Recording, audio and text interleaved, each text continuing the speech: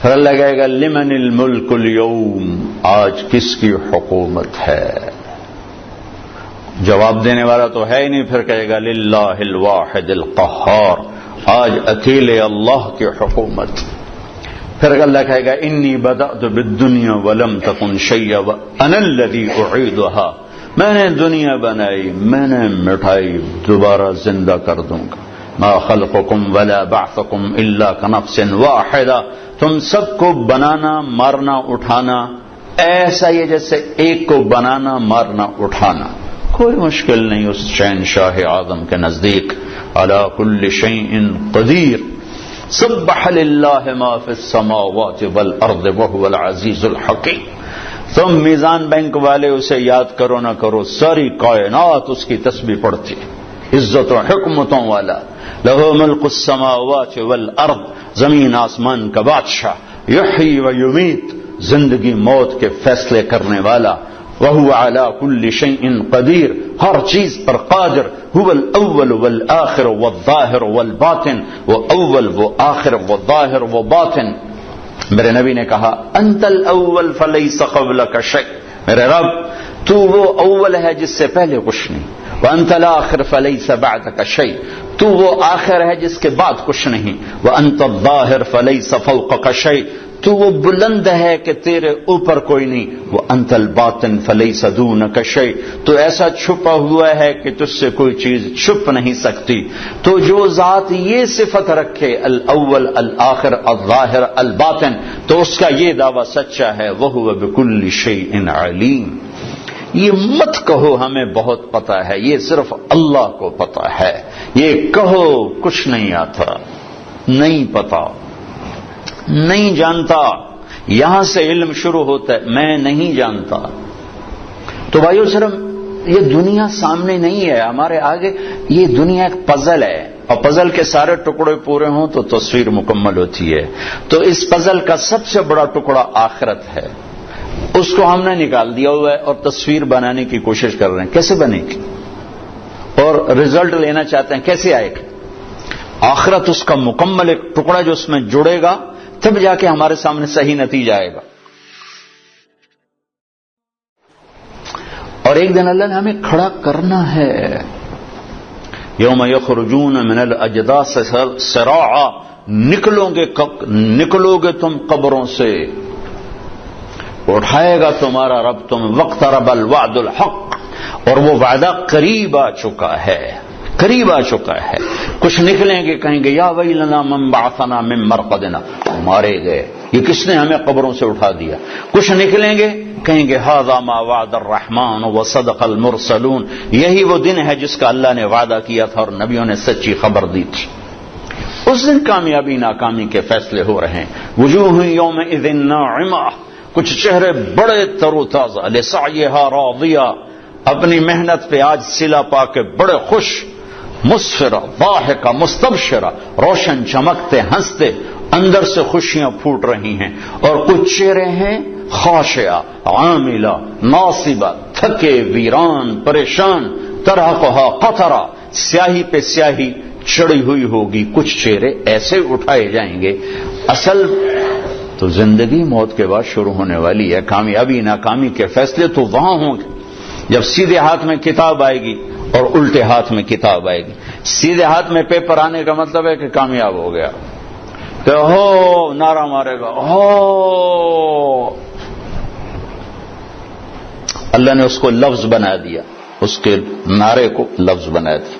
فَأَمَّا مَنْ أُوتِيَ كِتَابَهُ بِيَمِينِهِ، جس کے سیدھے ہاتھ میں پیپر آئے گا، کہے گا ہو اقرؤوا کتابیہ، وہ نعرہ لگائے گا، وہ کہیں گے میں تمہیں کیا ہوا؟ وہ کہے گا اقرؤوا کتابیہ، میرا پیپر دیکھو، میں کامیاب ہو گیا، کامیاب ہو گیا۔ وہ کہیں گے تو کیسے کامیاب ہو گیا؟ وہ کہے گا انی ظننت انی ملاق حسابیہ، مجھے پتا تھا میرا پیپر ہونے والا، میں تیاری کرتا رہا۔ اوپر سے اللہ کلام میں شریک ہوگا، فہو فی عیشۃ راضیہ، میرے بندے کو اعلیٰ زندگی مبارک ہو۔ کہاں؟ فی جنت عالیہ، عالی شان جنت میں، اس میں کیا ہے؟ قطوفها دانیہ، پکے ہوئے پھل ہیں، کیا کرو؟ کلو واشربو، کھاؤ پیو، ہنی کیا مطلب؟ کھاؤ گے پخانا نہیں، پیو گے پیشاب نہیں، کھاؤ گے پیو گے رہو گے، بیماری نہیں، بڑھاپا نہیں، موت نہیں، غم نہیں، دکھ نہیں، لڑائی نہیں، جھگڑا نہیں، حسد نہیں، بغض نہیں، نفرت نہیں، زوال نہیں، عروج ہی عروج ہے، جوانی ہی جوانی ہے، زندگی زندگی ہے، بقا ہی بقا ہے۔ یہ کس وجہ سے؟ بما اسلفتم فی الایام الخالیہ، وہ کراچی کی زندگی میرے سامنے ہے، اسی کو دیکھ کر میں تمہیں فیصلہ دے رہا ہوں۔ جس کے الٹے ہاتھ میں آئے گا وہ مارا گیا، کہے گا یا لیتنی لم اوت کتابی، او میں مر گیا۔ واما من اوتی کتابہ بشمالہ، جس کے الٹے ہاتھ میں آئی یا لیتنی لم اوت کتابی، او یہ پیپر مجھے کیوں پکڑا دیا، ولم ادر ما حسابیا، مجھے تو نہیں پتا تھا کہ یہ دن دیکھوں گا اور یہ حساب ہوگا۔ یا لیتہا کانت القاضیہ، ارے موت آجا کہاں چلی گئی، مار دے مجھے، اٹھا کیوں دیا۔ ما اغنى عني ماليہ هلك عني سلطانیہ، یہ ایران کا شہر مشہد، اس کا پرانا نام توس ہے۔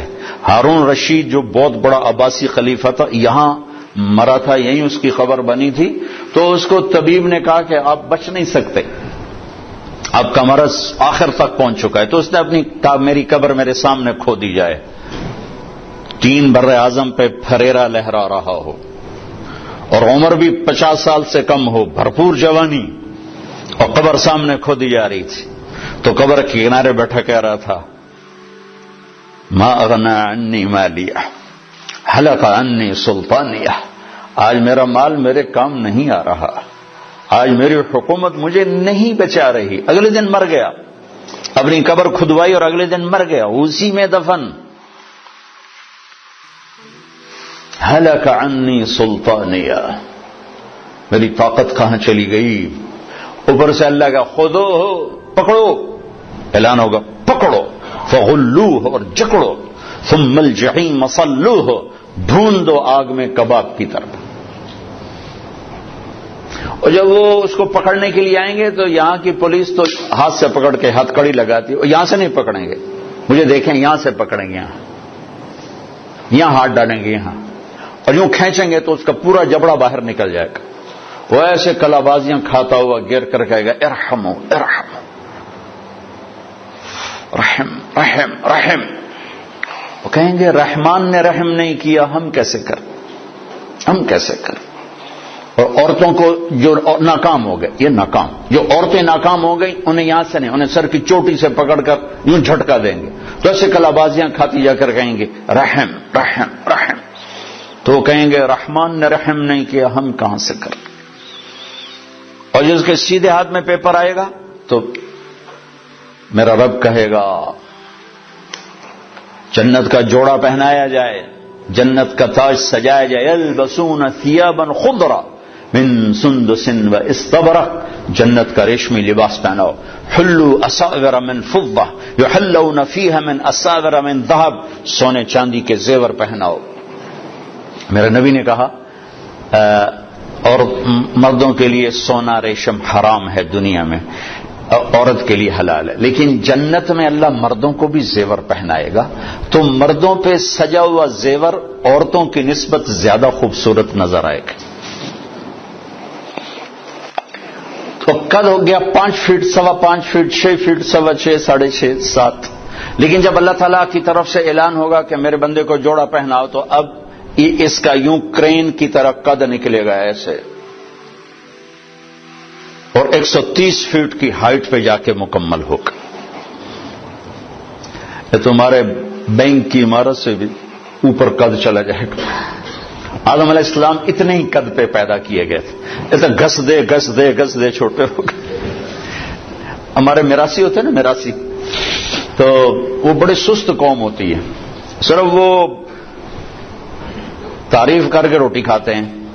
وہ ایک زمیندار کی قسمت ماڑی، اس نے اس کو گھوڑے کے لگا دیا مالش پر، اب میراثی اور مالش کا کیا جوڑ، وہ سو گیا، گھوڑا چور لے گئے، وہ صبح اٹھا تو چور گھوڑا لے گئے تھے، اس نے خرگوش پکڑا اپنا اور آ کے باندھ دیا رسے کے ساتھ،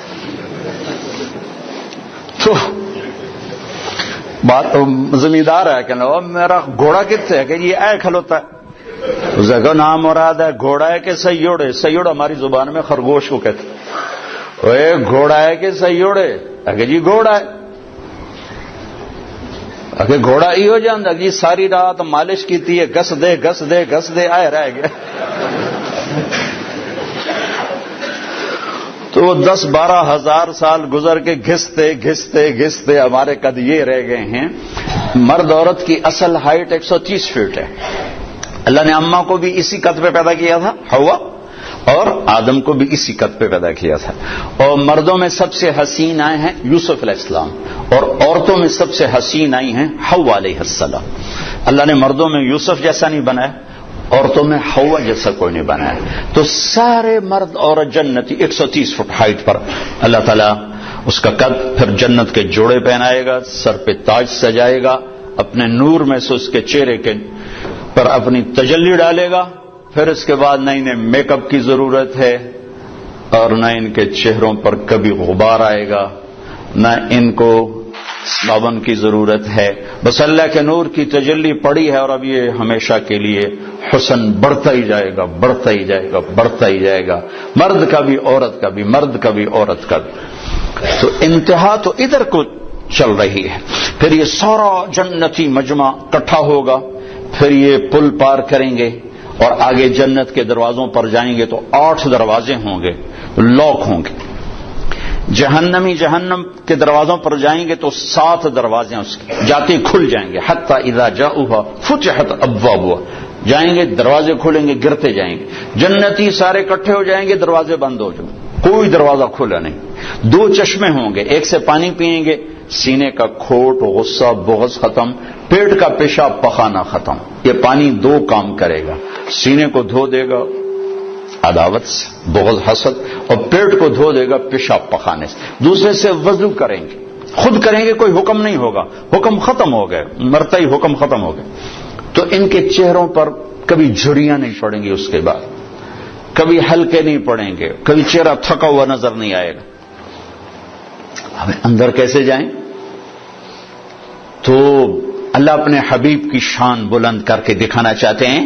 تو سب کو پتا ہے کہ اللہ کے نبی کے بغیر آج دروازہ نہیں کھل سکتا، لیکن چلے جائیں گے سارا مجمع آدم علیہ السلام کے پاس، ابا جان، دادا جان، دروازہ کھلوائیں. وہ کہیں گے بیٹو میں نے تو نکلوانے کا کام کیا تھا، لے جانے کا کام میں نہیں کر سکتا. وَهَلْ أَخْرَجَكُمْ إِلَّا خَطِيَّةُ أَبِيكُمْ، اور میری خطا سے تو نکلے تو میں اندر کی میں لے جاؤں. اذهبوا الى غیری، بھائی کسی اور سے بات کرو. پھر آئیں گے نوح علیہ السلام، ابراہیم علیہ السلام، سارے نبیوں سے بڑے بڑے انبیاء، سب کہیں گے بھائی ہمارے بس کا نہیں، ہمارے بس کا نہیں، ہمارے بس کا. یہاں تک کہ یہ سارا مجمع گھومتا گھومتا عیسیٰ علیہ السلام تک پہنچے گا. وہ بھی کہیں گے میرے بس کا نہیں، لیکن ہاں میں تمہیں پتہ بتا سکتا ہوں. یہ اور